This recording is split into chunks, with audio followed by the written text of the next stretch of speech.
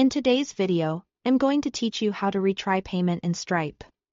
When a customer's payment fails, it doesn't have to derail your billing process. Stripe provides a straightforward way to try the charge again from the invoice itself, and a secure alternative where the customer can re-enter their details using a payment link. I'll walk you through both approaches so you can choose the one that best fits the situation. First, head to your Stripe dashboard and open the Invoices tab. This is where all your invoices live, including the ones that didn't go through. Find the invoice with the failed status.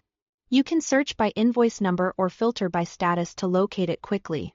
Open the invoice details page and review the information at a glance: the amount due, the customer, and the latest attempt result.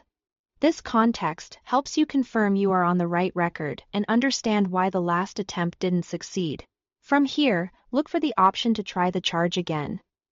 Depending on your view, you'll see a button labeled Retry or something similar to Attempt Payment.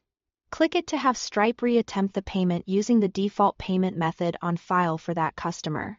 This is typically the fastest route when the issue was temporary, like insufficient funds or a brief bank connectivity problem. After you click, Stripe will process the charge and update the invoice status. If it succeeds, the invoice will move to paid and you'll see the confirmation right on the invoice timeline. If it fails again, the error message will appear so you know what happened.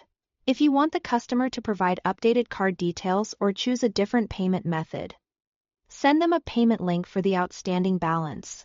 You can generate and share this link directly from the same invoice page. When the customer opens the link, they'll land on a secure checkout page tied to that specific invoice.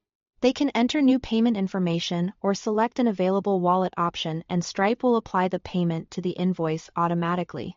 This is especially helpful when a card is expired, the bank requires additional verification, or the customer prefers to switch to a different card.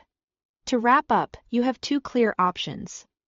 Re-attempt the charge from the failed invoice using the retry or attempt option, or send a payment link so the customer can securely complete payment themselves.